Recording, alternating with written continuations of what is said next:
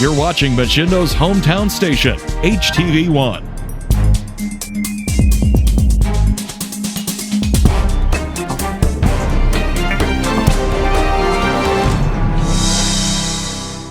Hello everyone, it's Brett Boyd from the Market House, where we have adjusted our hours to serve the community and keep our community and our associates safe. So now Market House is available to you from 9 until 6 every single day, 9 a.m. to 6 p.m.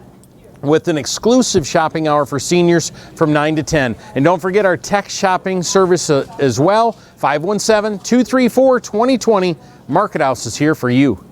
Tired of having everyone know you're coming before you arrive because of your exhaust? If so, then it's time to call the experts at RS Custom Exhaust in Hillsdale. RS Custom Exhaust has all the tools and parts to make your vehicle quiet again. And for you sports car enthusiasts, if you're looking for the roar to be the king of the roads, RS Custom Exhaust can help you too. With free estimates and first-class service, RS Custom Exhaust has your vehicle covered. So stop and see them today, located at 1461 Vera Drive in Hillsdale.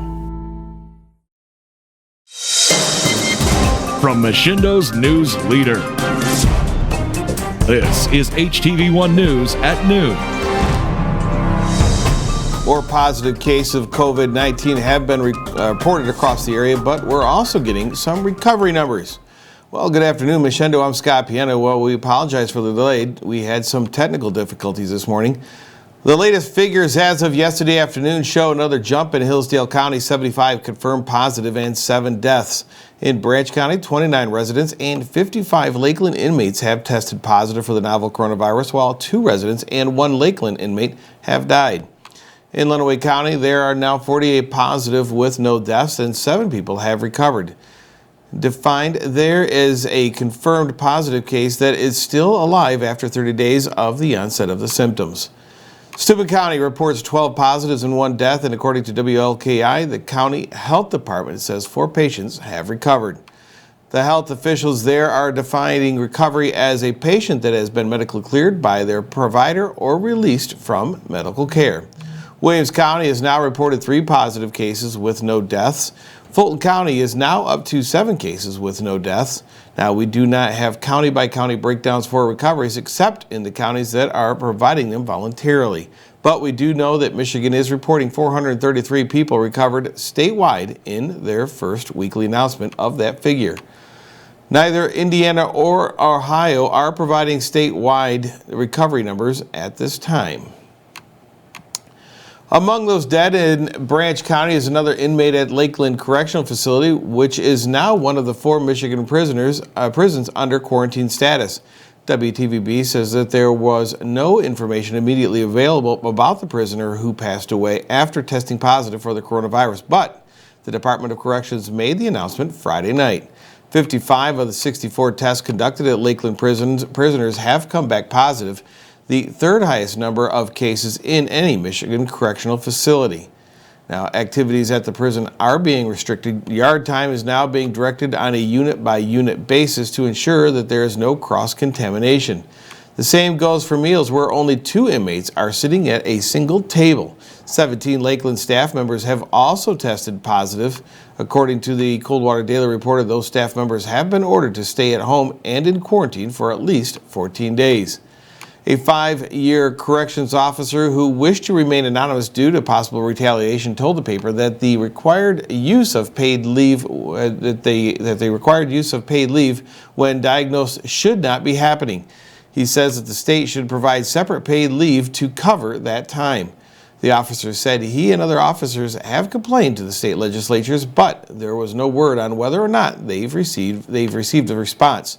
No staff members have died from the virus, but several have been hospitalized. None of those cases were severe enough to need a respirator.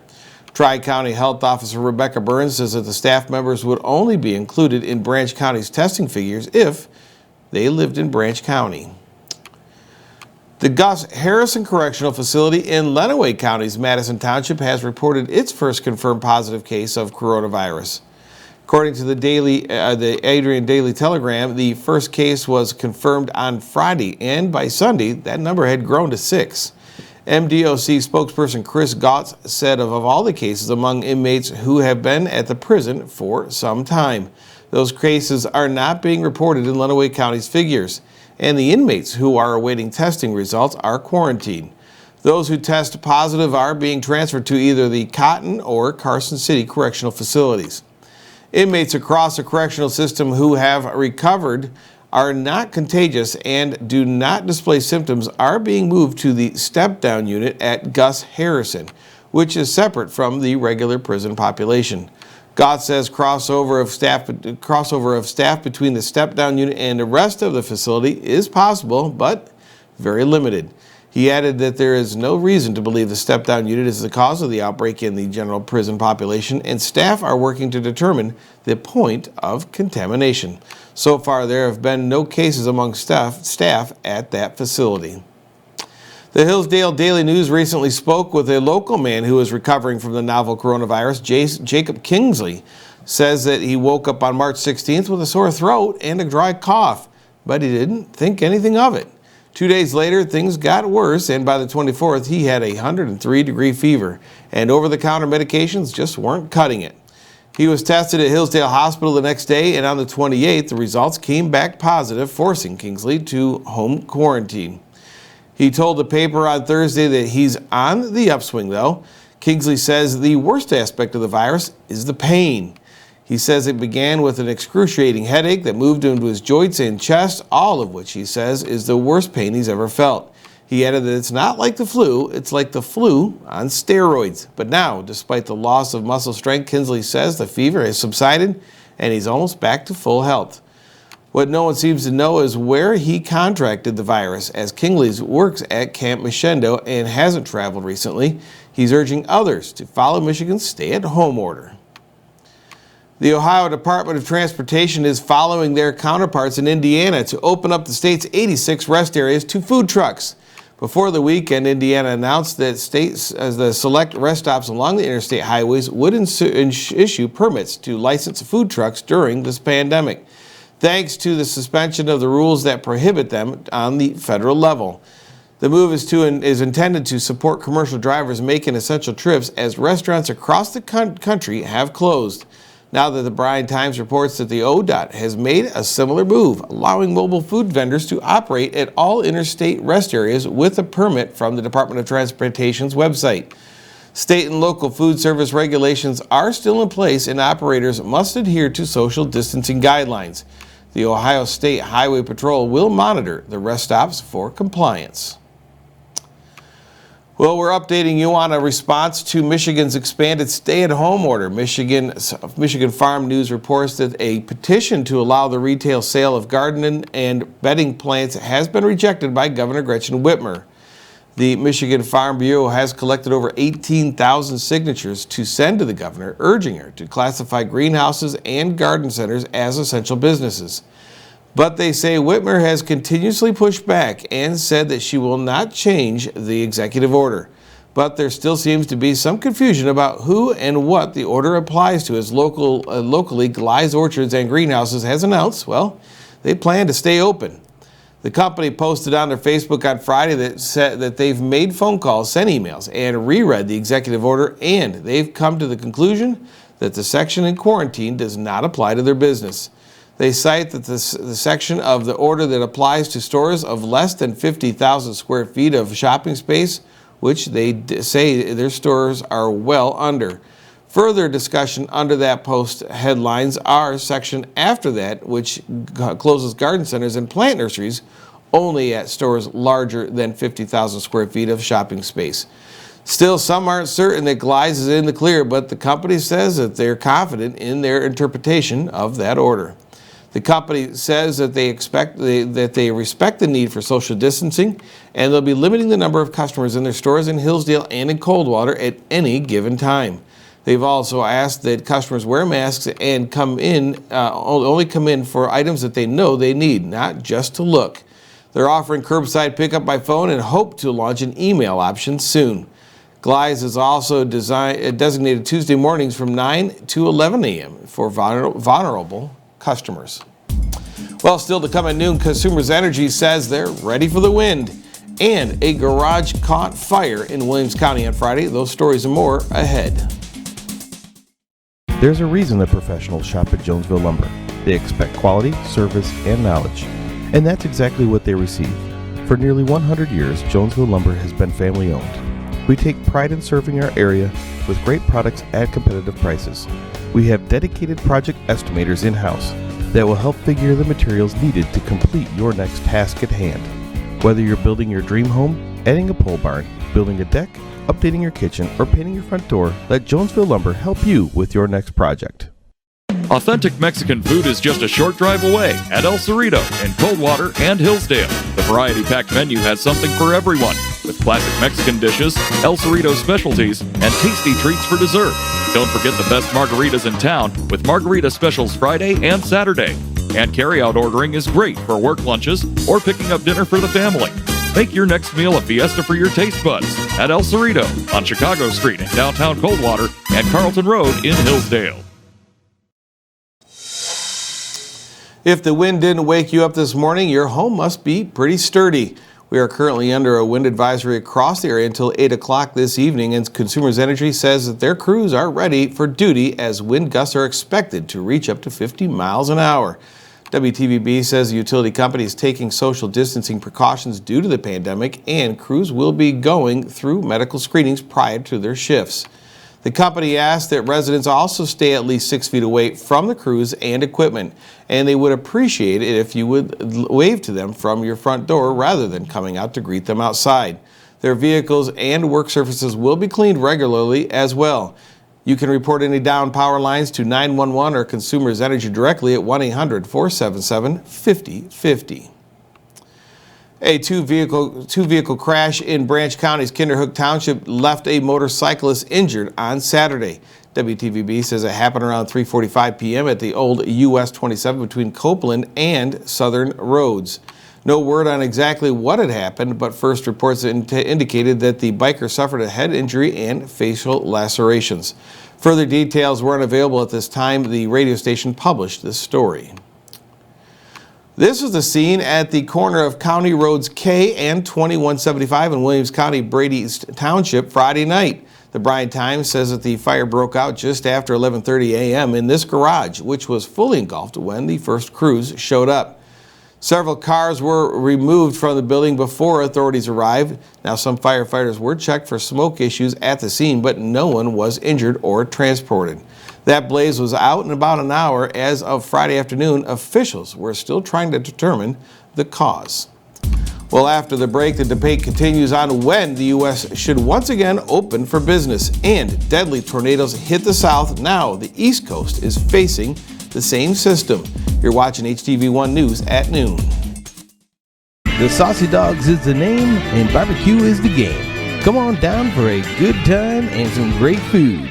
At Saucy Dogs, try our barbecue nachos or our tasty ribs. We'll have you howling for more. Saucy Dogs, downtown Jonesville. Does your vehicle sound like a tractor putting down the road? Then you need to see the experts at RS Custom Exhaust in Hillsdale. They will give you a free estimate along with first-class customer service. They custom make any exhaust needed for your vehicle. Stop and see them today, located at 1461 Vera Drive in Hillsdale. Hello everyone, it's Brett Boyd from the Market House, where we have adjusted our hours to serve the community and keep our community and our associates safe. So now Market House is available to you from 9 until 6 every single day, 9 a.m. to 6 p.m. with an exclusive shopping hour for seniors from 9 to 10. And don't forget our tech shopping service as well, 517-234-2020. Market House is here for you. With 22,000 Americans dead and counting, there is a growing debate about when to ease requirements on social distancing. Meanwhile, President Trump has publicly signaled his frustration with the man seen by some as the public health conscience of the country. The president highlighted a message on social media that called for the firing of Dr. Anthony Fauci. Now, it comes after Fauci confirmed that if the Trump administration had acted earlier to mitigate the spread of the coronavirus, it would have saved lives. As far as reopening the country, Fauci suggests that could happen as early as next month on a rolling basis. Athena Jones reports. The clock is ticking toward President Trump's possible May 1st target to end the virtual national shutdown. And Trump is seemingly growing anxious to declare the country open again amid the coronavirus pandemic. But some state leaders worry a push to ease social distancing could cause even more harm. I fear if we open up too early and we have not sufficiently made that health recovery and cracked the back of this virus, that we could be pouring gasoline on the fire, even inadvertently. There's still a long way to go. We're not getting out of this in a couple weeks or probably even in a couple months. So we got to keep this momentum going. In New York State, which has the highest number of cases anywhere in the world and the most deaths in the country, Governor Andrew Cuomo says the human cost of the crisis can't be compared to any amount of money lost in the economy. We need a public health strategy that is safe, that is consistent with an economic strategy. The last thing we want to see is an uptick in that infection rate and an uptick in those numbers that we work so hard to bring down. Dr. Anthony Fauci suggesting the easing of some restrictions could happen as soon as next month. It is not going to be a light switch that we say, okay, it is now June, July, or whatever, click, the light switch goes back on. It's going to be depending where you are in the country. But the director of the institute that created models cited by the White House cautions that lifting social distancing protocols too soon could be detrimental. We don't think the capability in the states exists yet to deal with that volume of cases. And so by July or August, we could be back in the same situation we are now. A New York Times report this weekend outlined cases of the president downplaying warnings from top health officials on the dangers of a possible pandemic, saying it took Trump 3 weeks after the first recommendation to implement national social distancing strategies. Fauci admitting beginning mitigation efforts earlier could have saved additional American lives. But what goes into those kinds of decisions is complicated. Obviously, if we had right from the very beginning shut everything down, it may have been a little bit different. But there was a lot of pushback about shutting things down back then. Fauci's words come as a revealing New York Times investigation outlined how President Trump spent weeks ignoring warnings about the coronavirus. Well, people who attended Easter Sunday service at a Kentucky church ended up with a surprise. A notice says that their license plates have been recorded and reported. Jerica Valatieri reports. Kentucky State Police troopers cited license plates and left notices on every car's windshield, while the owners inside congregating. Celebrating Easter at Maryville Baptist Church. The notices say those inside need to quarantine for 14 days.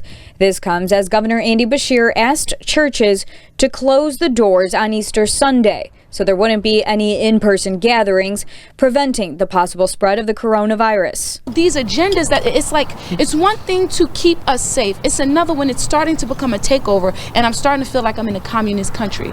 Among the Sunday crowd, there were a lot of new faces, including these two who came all the way from New Jersey. We really wanted to gather for Easter. I have never not went to church for Easter, and I refuse to do it.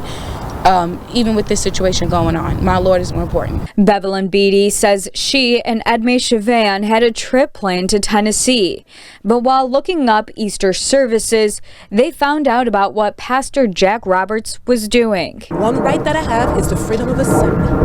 And that's what we did this morning. We got to go to the store, right? Because it's essential and everybody understands that. And nobody's questioning, are you putting your neighbor in danger in a Walmart?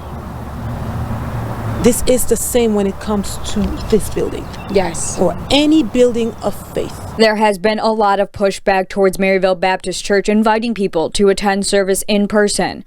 Early Sunday morning, we found nails scattered in the driveway leading in and out of the church parking lot. Pastor Jack Roberts believes those nails were intentionally placed there. I felt sorry for the folks that don't have anything better to do than throw nails in the driveway. I mean, what do you do?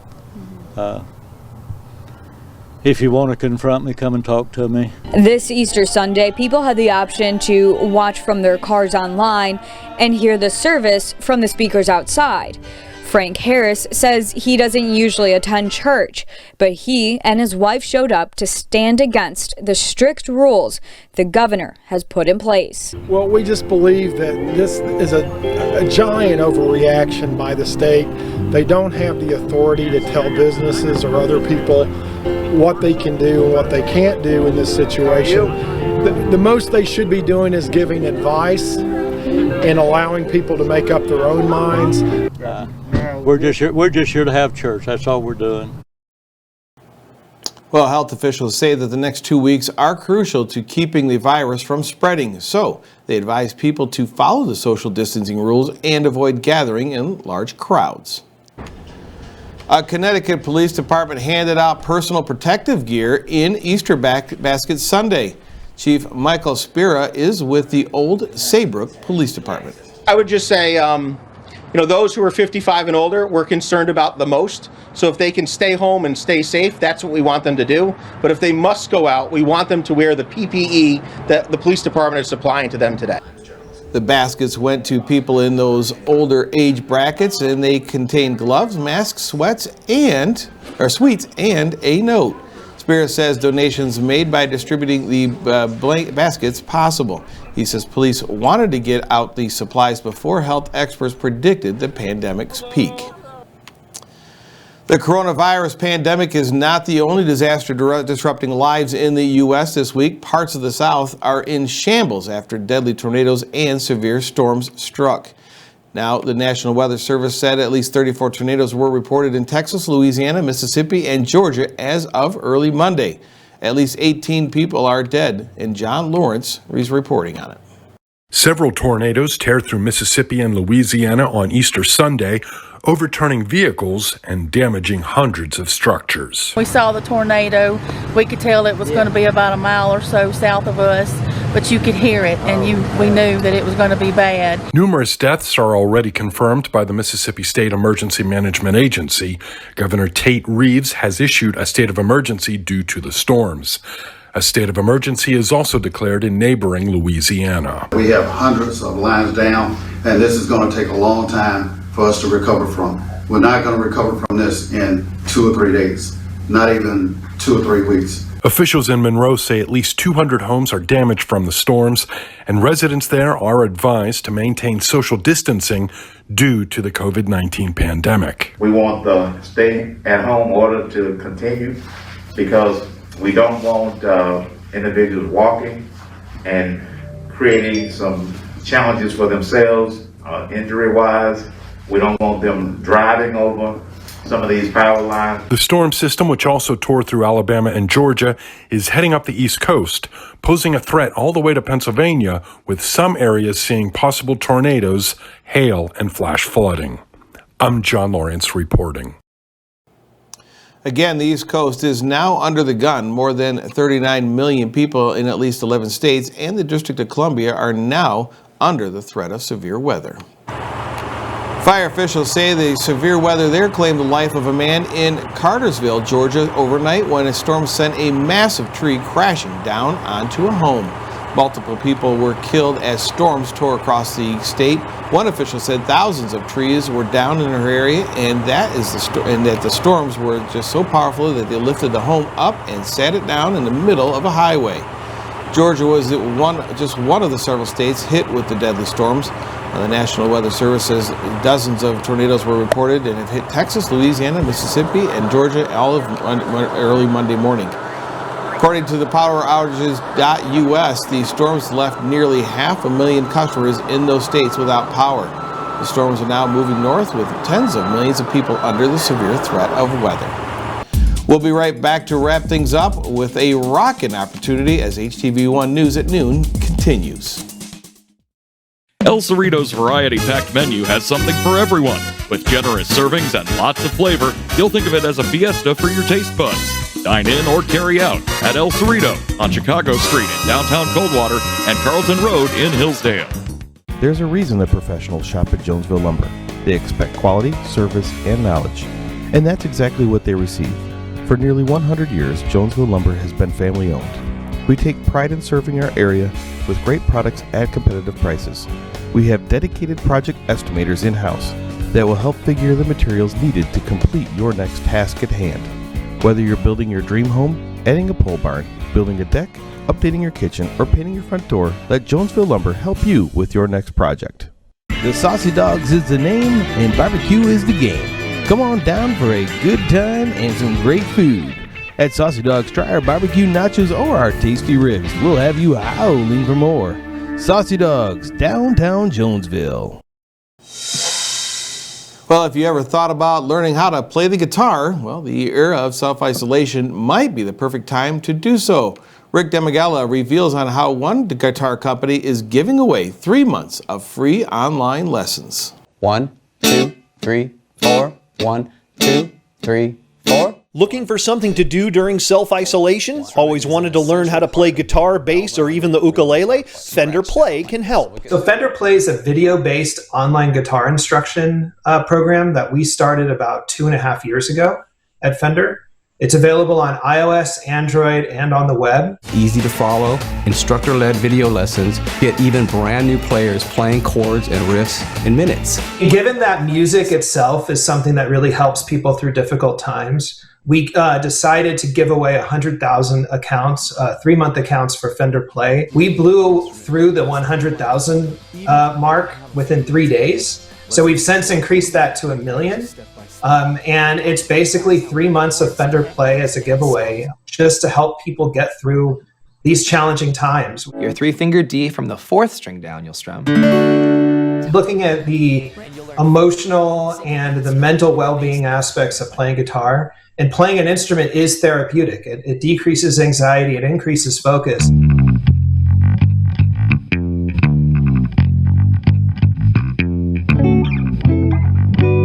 And what if you don't have an instrument handy? Well, the great thing is Fender.com continues to ship. We send direct to consumers, but we also have a great network of independent and nationwide and worldwide dealers that also continue to ship electronically. 1, 2, 3, 4. 1, 2, 3, 4. Starting my guitar lessons in Hollywood, I'm Rick Damigella. Well, if you missed it during the story, you can get your 3 months of free Fender Play lessons at fender.com/playthrough.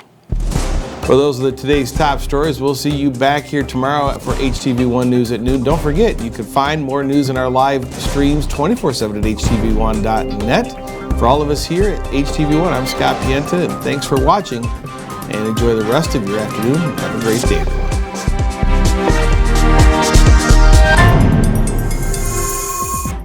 Tired of having everyone know you're coming before you arrive because of your exhaust? If so, then it's time to call the experts at RS Custom Exhaust in Hillsdale.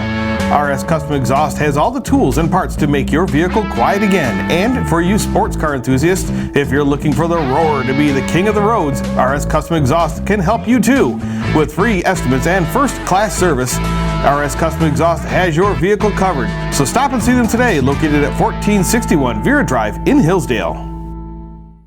Hello everyone, it's Brett Boyd from the Market House, where we have adjusted our hours to serve the community and keep our community and our associates safe. So now Market House is available to you from 9 until 6 every single day, 9 a.m. to 6 p.m.